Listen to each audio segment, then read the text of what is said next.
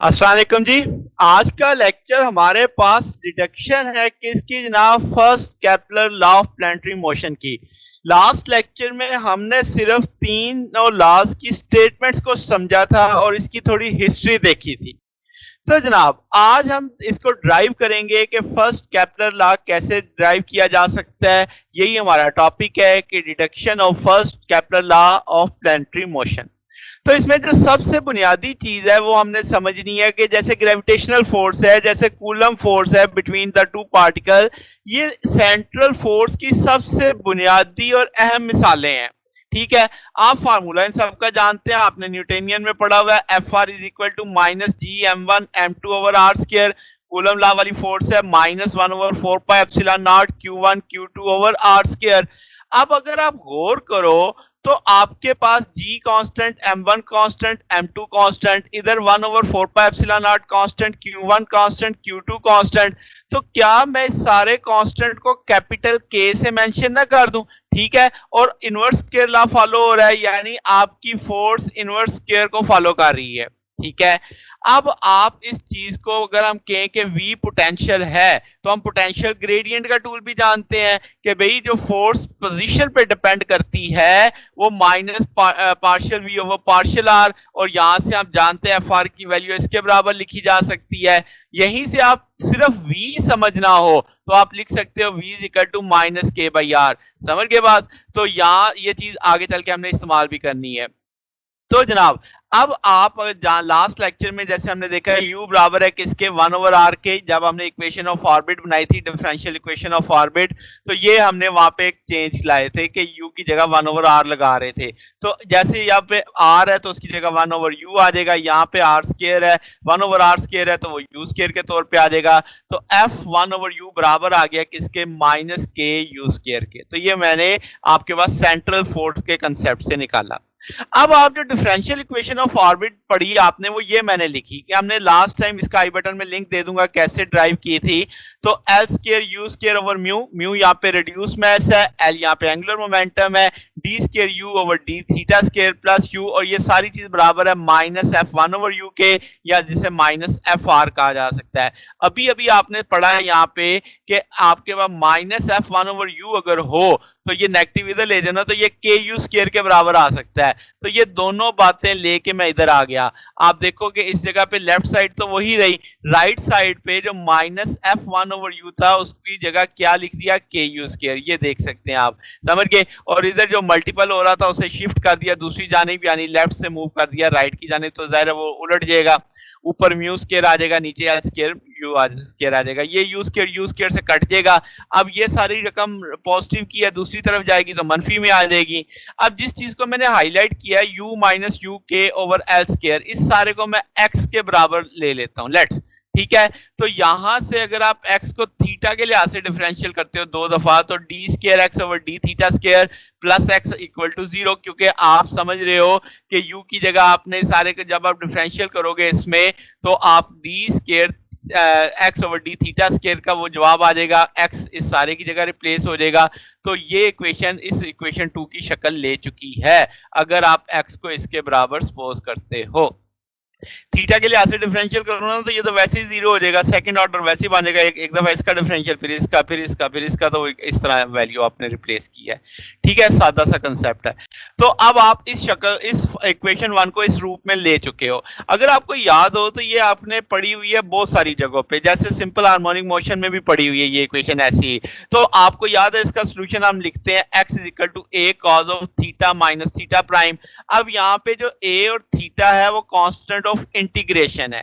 ठीक है, अब आप क्या करने वाले हो कि यहां से जो वैल्यू है आपके पास 1 ओवर आर माइनस यू के by over L square A cos theta minus theta, यानी x की वैल्यू प्लेस करने वाले हो इक्वेशन 3 में। जब आप x की वैल्यू प्लेस कर दोगे तो ये इस रूप में आ जाएगी। आप जानते हो कि u किसके बराबर है, 1 ओवर आर के बराबर है, तो u की जगह 1 ओवर आर लगा के आपने वैल्यू प्लेस की। यानी इक्वेशन 3 में क्या किया है, सादा जुबान में बोलूं, x की वैल्यू प्लेस की है और x के अंदर u की वैल्यू लगा दी है। ठीक होगी बात? अब जनाब ये अब आपके पास नेगेटिव का है, राइट पे जाएगा तो पॉजिटिव में आ जाएगा। ये इक्वेशन 4 अब आपकी बन चुकी है। ये आगे चल के हम इसे इसे एक चीज ड्राइव भी करेंगे। तो अब आपने क्या करना है कि ये जो mu K over L square है, मैं इसकी जगह यहाँ पे 1 लाना चाहता हूं, तो क्या करूंगा, इसके रेसिप्रोकल से मल्टीप्लाई कर दूंगा। तो आप देखोगे कि एल स्क्वायर म्यू के लेफ्ट पे भी मल्टीप्लाई हो रहा है, राइट पे भी मल्टीप्लाई हो रहा है। जब आप इससे मल्टीप्लाई करोगे, चूंकि वो रेसिप्रोकल होगा, कट के 1 आ जाएगा। अब आपने क्या किया कि एल स्क्वायर ओवर म्यू के को स्मॉल एल से रिप्रेजेंट कर दिया, ठीक होगी बात। और एल स्क्वायर ए अंदर जरब खा जाएगा ओवर म्यू के, तो ये सारी चीज ई का नाम दे रहे हैं, ठीक है। तो फिर वक्त अब आपने देखना है कि यहाँ पे ई बन रहा गया, यहाँ पे एल बन गया, तो ये इक्वेशन नंबर 5 आ गई। ये एक तरह से जनरल इक्वेशन है कॉनिक सेक्शन की, ठीक है। One focus at the origin है, इसकी जो ई है यहाँ पे क्या कहलाता है, एसेंट्रिसिटी कहलाता है आपके पास, ठीक है। तो अब इस ई की जो वैल्यू है वो मैं ये कह देता हूं square root 1 plus 2 E L square over mu K square. मैं इसका प्रूफ भी करने वाला हूं अभी, इसके अभी यानी अभी समझाते हैं इसको। तो आप इसको तक पहुंच सकते हैं जब मैं हेल्प लूंगा किसकी, फर्स्ट इंटीग्रल ऑफ मोशन की, ठीक होगी बात। ये भी हमने पढ़े हुए हैं, पीछे हमने इसका पूरा लेक्चर पढ़ा हुआ है फर्स्ट इंटीग्रेशन ऑफ मोशन का। यहाँ पे जो आप इक्वेशन 5 में थीटा प्राइम देख रहे हैं, ये भी कांस्टेंट ऑफ इंटीग्रेशन है, जिसे आप इनिशियल कंडीशन से मेजर कर सकते हैं। अच्छा, अब ये जो इक्वेशन 5 है, ये बुनियादी तौर पे क्या है कि जब कोई पार्टिकल इनवर्स स्क्वायर लॉ को फॉलो कर रहा हो, उसके तहत मूव कर रहा हो, तो उसके ऑर्बिट की इक्वेशन है ये इक्वेशन नंबर 5। समझ आ गई बात। तो अब आप जो ये जो ई लगाया है, ये ई तय करेगा कि नेचर ऑफ ऑर्बिट कैसे है। अगर आपकी ई की वैल्यू ग्रेटर देन 1 होगी, यानी एनर्जी ग्रेटर देन 0 होगी, तो आप बोलोगे ये हाइपरबोला है। अगर ई की वैल्यू 1 आ गई तो ई का ई 0 हो जाएगा, तो ये पैराबोला होगा। अगर ई लेस देन 1 होगा तो इसका एनर्जी लेस देन 0 होगी, तो ये एलिप्टिकल पाथ को शो करेगा। अगर ई 0 हो गया तो एनर्जी इसके बराबर होगी माइनस यू के over mu K over 2l square, तो तब वहां पे सर्कल बन रहा होगा। इसका मतलब ई का जो मैग्नीट्यूड है ये पता चल गया, तो आप उस कॉनिक सेक्शन को डिफाइन कर सकते हो कि वहां पे क्या शेप, ऑर्बिट किस शेप का आ रहा है, हाइपरबोलिक आ रहा है, पैराबोला आ रहा है, एलिप्टिकल आ रहा है, या सर्कल आ रहा है। अच्छा, अब ये इक्वेशन आई कैसे, जरा इसको तो समझे ना। तो मैं क्या कहता हूं, जो इक्वेशन नंबर 4 मैंने लिखी थी ना, यहाँ पे मैंने लिखा डिफरेंशियल इक्वेशन 4, तो वहां पीछे जाने की बजाय मैंने यहीं पे इक्वेशन 4 लिख दी है। तो 1 ओवर आर बराबर है किसके, mu K over L square plus ए कॉस थीटा माइनस थीटा के। तो आप देखो मैंने इसे डिफरेंशिएट किया, तो आपने लिखा minus R dot over R square, समझ गए ना, आर ऊपर जाएगा उसकी पावर माइनस में आएगी, फिर वो सॉल्व करेंगे तो इस तौर पे आ जाएगा आपके पास। तो आपके पास अब चूंकि यहाँ पे तो कोई वेरिएबल है ही नहीं, तो ये सारा 0 हो जाएगा। म्यू भी रिड्यूस मास भी कांस्टेंट है, के भी कांस्टेंट है, एंगुलर मोमेंटम भी जाहिर है सेंट्रल फोर्स के अंदर कंजर्व होता है, कांस्टेंट होता है, तो ये सारी चीजें तो कांस्टेंट हो गई, तो इसकी जगह मैंने 0 लगा दिया। ए साइन कॉस थीटा था, तो वो जाहिर है कॉस माइनस साइन में होगा डिफरेंशिएट, तो एंगल का जब आप करोगे डिफरेंशिएट तो थीटा डॉट आ जाएगा। क्लियर होगी बात। अब ये नेगेटिव इस नेगेटिव से कट जाएगा। आप थीटा डॉट जो फर्स्ट आपने एक इंटीग्रल ऑफ मोशन पढ़ा था, तो वो आपके पास था mu R square theta dot बराबर एल के, तो यहां से थीटा डॉट की वैल्यू ली जा सकती है L over mu R square, तो वो वैल्यू मैंने थीटा डॉट की प्लेस की। ये आपके पास फर्स्ट इंटीग्रेशन ऑफ मोशन से आई ये बात, ठीक होगी बात। अब क्या है जनाब, अब आपके पास लेफ्ट पे भी आर स्क्वायर डिवाइडिंग है, यहाँ पे भी आर स्क्वायर डिवाइडिंग है, कट जाएगा, नेगेटिव नेगेटिव से कट जाएगा, सिंपल आर डॉट लेफ्ट पे बचेगा, एल और म्यू इस तरफ चले जाएंगे, तो L A over mu sine theta minus theta आ जाएगा। अब दोबारा से आपने फर्स्ट इंटीग्रल यानी जो दूसरा आपके पास इंटीग्रल ऑफ मोशन था, ये तो कंजर्वेशन ऑफ मोमेंटम था, ये एनर्जी के लिए था, तो आपके पास इसका टूल हमने लिखा हुआ है 1 over mu R dot square plus 1 over 1/2 L square over mu R minus K by R into E, ठीक है। अब आपने ले लिया एक तरह से इंटीग्रल ऑफ मोशन, इसको मैंने लिखा, मगर मैंने इसमें आर और आर डॉट हाईलाइट कर दिए, क्योंकि मेरे पास आर की वैल्यू भी है, आर डॉट की वैल्यू भी है। तो देखो जरा, क्या आर डॉट आ रहा है, मेरे पास आर डॉट है, क्या 1 ओवर आर स्क्वायर आ रहा है, तो क्या यहाँ से 1/r की वैल्यू प्लेस की जाएगी, यहाँ पे भी 1/r बन रहा है तो उसकी वैल्यू प्लेस की जाएगी।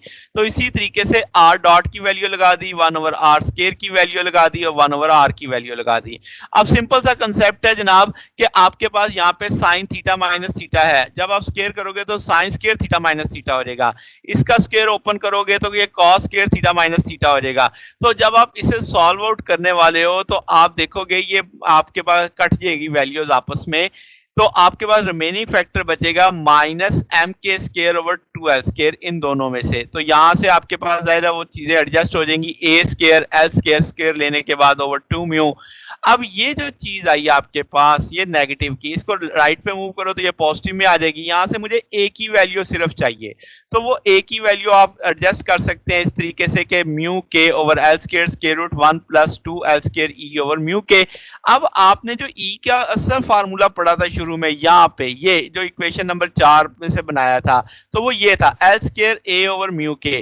क्या आपने दोबारा इसे लिखा, अब ए की वैल्यू प्लेस करनी है, वो ए की वैल्यू निकाल ली। जब आप ए की वैल्यू निकालेंगे तो ये बाहर वाले फैक्टर कट जाएंगे सारे, स्केयर रूट बचेगा 1 plus 2 E L square over mu के स्केयर।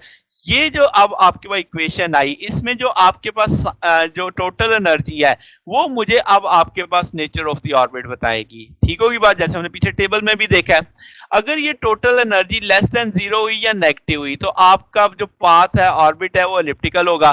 तो प्लेनेट के जब हम केस देख रहे होते हैं, जो सेंट्रल फोर्स आपके पास सन के तहत हो रही होती है ग्रेविटेशनल फोर्स के तहत, तो उसको मुताबिक जो फर्स्ट लॉ बनता है वो क्या है कि हर प्लेनेट जो सूरज के गिर्द चल रहा है वो एक एलिप्टिकल ऑर्बिट में है, जिसमें सन उसका एक फोसाई है। ठीक होगी बात।